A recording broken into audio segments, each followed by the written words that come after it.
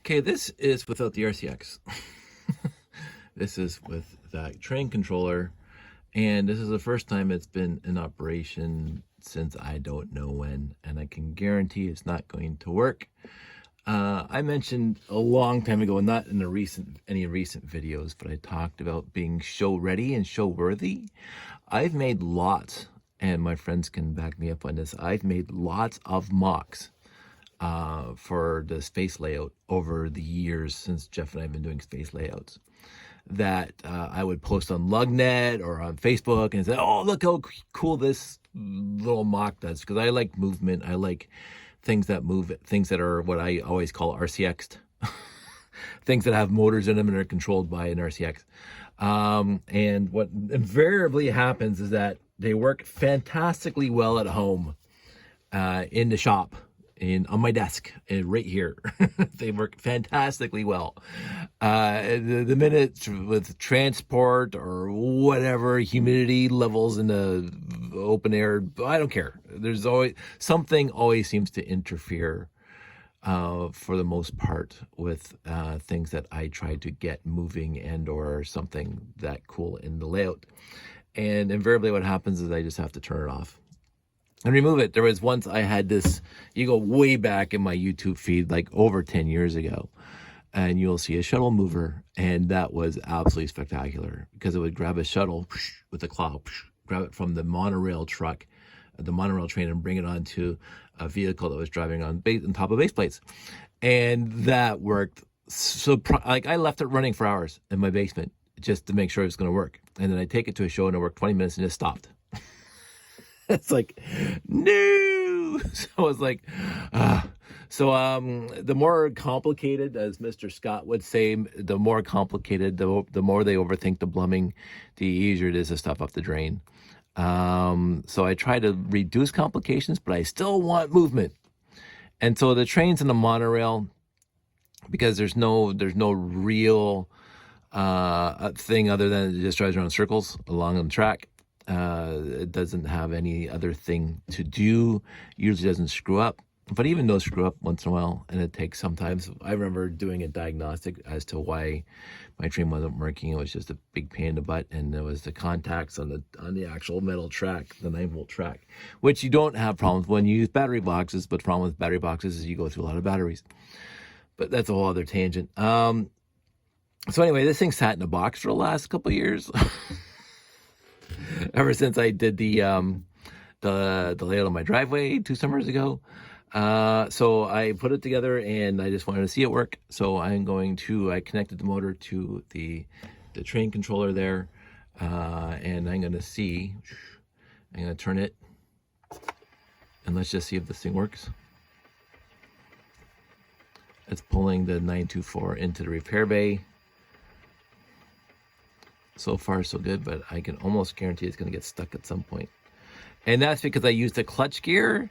And I think overall, I always see, and this is my problem, I want things to work, but I also tend to not over-engineer, but over-safety things. So I put, see, it's stuck. So, there. So the clutch gear was slipping because there was some sort of interference with the rest of the gear set, because I got it geared down quite a bit to go this slowly. So what I would have to do is I would have to take the whole thing, the base apart where the gear set is, going from the motor to the 8-tooth gear that's pulling in the rack here. That basically is just a giant rack that's pushing this thing in and out. And then it should stop. Well, it stopped not far enough in, so that's 2 stops. It's stopping a lot here. Why? Okay, so that's basically where it has to be, although I don't know why things are rocking.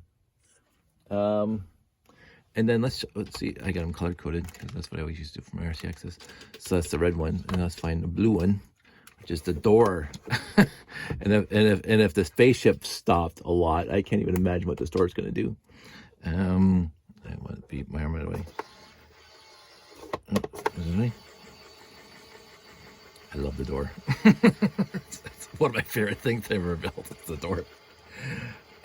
That's not bad. Okay, so that's the door. The door coming down always hardly ever stops. The door going up stops a lot, again, because of the clutch gear, but it looks like it's going to go all the way up.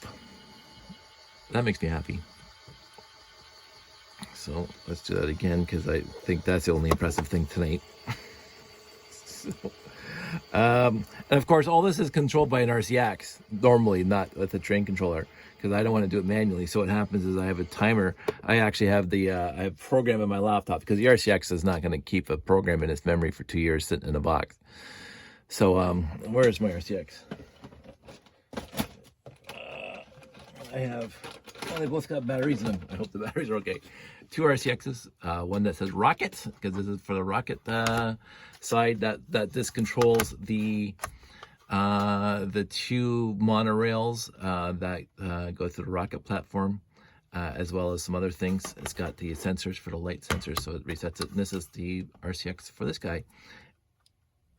And the batteries are dead. So I'd have to re-download the firmware. I'd have to dig up my program. IKEA batteries. They may sit 2 years outside in the cold. Actually, no, these were inside, so it's not even outside in the cold. This one turns on. Hey, this has got the firmware, like the good firmware on it. That makes me happy. This one, however, oh, the reason why is because I did use this 2 years ago in the summer thing out my driveway. This thing I did not use back then. So this is pooched, not pooched. I have to replace the batteries. So that's some good news. And the problem with the RCX, it has volatile RAM, which means when it stops having power to it, the RAM disappears. So it's not like EEPROMs or whatever. So when there's no power in the RCX, even it reverts back to the original firmware. So when you turn it on after replacing the batteries, you have to download the old, whichever firmware you want to use. And I use, I can't remember the guy's name, but he made 2 firmware version, one that runs 10 times faster and one that runs 100 times faster and gets rid of all the overhead that the RCX had. And yet you can still use NQC, and that's basically what I did all my programming in, and that's what I do all my programming in to this day. So anyway, so the RCX basically tells the door to go up. And this actually, this light will flash here. I didn't put one on the other side. I should have, but this light will flash. So the RCX will tell the door to come up, and then the door will stop. I mean, this is all timed, unfortunately, on this side, because I didn't want to put sensors, because again, sensors start getting flaky, especially with the RCX. And then this thing comes out. And that's the whole idea. See, it gets stuck. So I have to move that clutch gear later on in the gear train so it has more torque to get over, because I just touching this thing and it's going again. So I don't know what the issue is. I pushed down all the racks on the plates that they're strung out on, but still, I guess something's getting caught in there, unfortunately. But in the end, and the 924 that I have, that's usually here, it's in the box, and what happens is that that 924 is also lit up, and this thing is like pretty loose. There we go. It wasn't sitting properly. And then it comes all the way out like that. I think it's fun. I really do. I can't wait to see it working properly. And one of the ideas is I wanted to get right into the middle of the base plate, so I can turn that off now.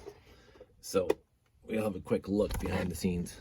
So this is the 924, this is the 924 carrier, this is the vehicle that pushes it in and out, and you can see the big huge gear rack that I have, and it goes way to the back there. And so on this side, come all the way over here, because it goes all the way underneath these base plates, this floor, and it comes out this hole here. Now when it comes out this side, it comes out to about here.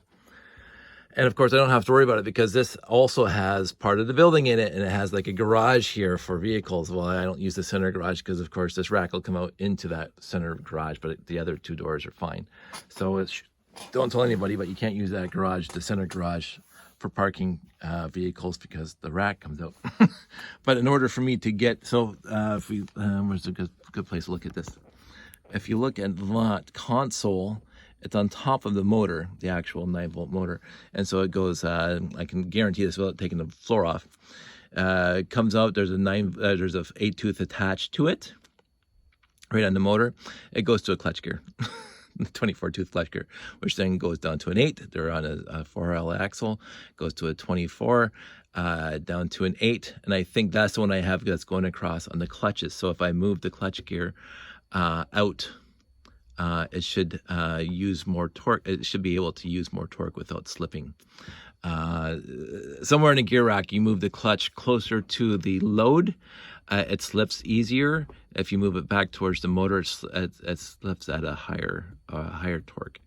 It slips the same, but it depends on where in a gear rack, how much power is applied to the actual rack. So I'm going to have to move it, which means that I have to take apart this module. Now, what I might do is I just flip the whole thing upside down, take the base plate off the bottom.